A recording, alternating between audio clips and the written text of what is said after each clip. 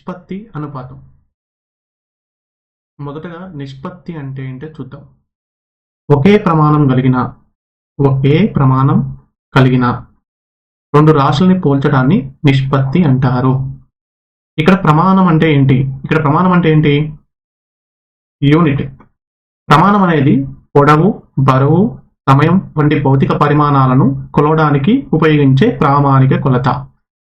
పొడవును ఎలా కొలుస్తాం మనము? Metre, centimetre. బరువును ఎలా కొలుస్తాము? కేజీ అంటే కిలోగ్రామ్, గ్రామ్.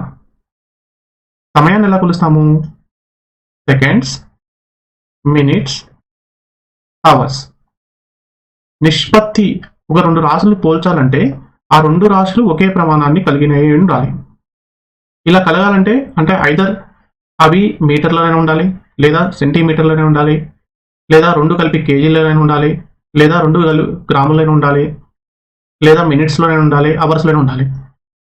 ఇప్పుడు ఇక్కడ చూడండి, ఒక తాడు పొడవు 3 మీటర్లు, మరొక తాడు పొడవు 250 సెంటీమీటర్లు. అయితే దీంట్లో ఇక్కడ మనం నిష్పత్తిని కనుక్కోవడానికి ఏమైనా వీలుందా? వీల్లేదు. ఎందుకంటే ఈ రెండింటి యొక్క ప్రమాణాలు అంటే యూనిట్ అనేది సమానంగా లేదు. ఐదర్ ఇవి సెంటీమీటర్లో ఉన్నప్పుడు కానీ, లేదా ఇది మీటర్లో ఉన్నప్పుడు కానీ మాత్రమే మనము ఈ రెండింటిని పోల్చగలుగుతాం. ఈ రెండింటిని పోల్చి నిష్పత్తి కనుక్కోవాలంటే బేసిక్ రూల్ ఏంటి అంటే యూనిట్ అనేది సమానంగా ఉండాలి. నెక్స్ట్, ఇప్పుడు ఫస్ట్ రూల్ వచ్చేసి యూనిట్ సమానంగా ఉంది. అసలు నిష్పత్తి అంటే ఏంటి? ఇక్కడ చూడండి, ఒక ఎగ్జాంపుల్. ఒక కారు ధర 2,50,000 రూపాయలు మరియు ఒక మోటార్ బైక్ ధర 50,000 రూపాయలు. ఇక్కడ ఏమంటున్నాడు? ఒక కార్ ఎంత? 2,50,000. ఒక మోటార్ బైక్ ధర ఎంత? 50,000 రూపాయలు. వాటి మధ్యలో తేడాను పోల్చడం ద్వారా, వాటి మధ్య తేడా అంటే ఏంటి? 2,50,000 మైనస్ 50,000. తేడా అంటే అదే కదా. అప్పుడు వాటి యొక్క తేడా ఎంత? 2 లక్షలు అని వచ్చింది. ఈ 2 లక్షలు అనేది తేడా వలన అంటే 2 లక్షల రూపాయలు వాటి మధ్య తేడా ఉంది కానీ పోలిక కాదు.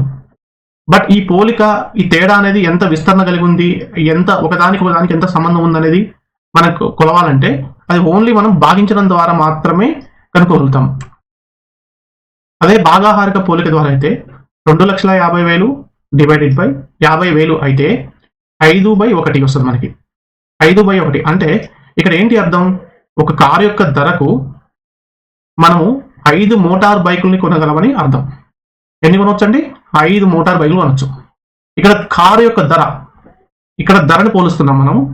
కారు యొక్క ధర అది దానికి 5 మోటార్ బైకుల్ని కొనవచ్చు అంటున్నాం. అంటే కారు యొక్క ధర 5:1. ఇక్కడ దీన్ని ఈ విధంగా కూడా చూపించవచ్చు అనమాట. ఇక్కడ ఒక సింబల్ ఉంది. ఈ సింబల్ని ఏమని పిలుస్తాం? అంటే మనము యాక్చువల్గా ఒక రెండు రాశుల మధ్య ఈ సింబల్ ఉంచినట్టయితే దీన్ని నిష్పత్తి సింబల్ అంటాం. ఈ నిష్పత్తి సింబల్ని ఇంగ్లీష్లో మనకి ఈజ్ టు అని పిలుస్తారు. ఈజ్ టు అంటే ఏమంటారు? దీన్ని మనకి ఇంగ్లీష్లో ఈజ్ టు అంటారు అనమాట. ఇక్కడ చూడండి, రెండు రాశులు ఏబీల నిష్పత్తిని ఈ కింది విధంగా చూపించవచ్చు. ఏ విధంగా? సంకేత రూపంలో అయితే ఇప్పుడు చెప్పినగా ఏ ఈజ్ టు బి. దాని యొక్క అర్థం ఏంటి? ఏ ఈస్ట్ బి. అదే భిన్న రూపంలో అయితే A/B. వాక్య రూపంలో అయితే ఏబీల నిష్పత్తి అని చూపిస్తాం అనమాట. అంటే మనకి ఇక్కడ ఏమర్థమైంది? ఇప్పుడు ఏదైనా ఒక రెండు రాశుల్ని మనం పోల్చాలంటే, ఏవైనా రెండు రాశులు ఏమంటివి అవి ఏ అనే బి అని అనుకుంటే, ఈ రెండు రాశుల్ని పోల్చాలంటే ఖచ్చితంగా ఇవి ఎక్కడ ఉండాలి? మనకి సమాన యూనిట్స్లో ఉండాలి. సమాన యూనిట్స్లో ఉన్నప్పుడు మాత్రమే మనం పోల్చగలుగుతాం. పోల్చిందని ఏమంటాం? మనం A ఈస్ట్ బి అంటాం, లేకుంటే A/B అని అంటాం.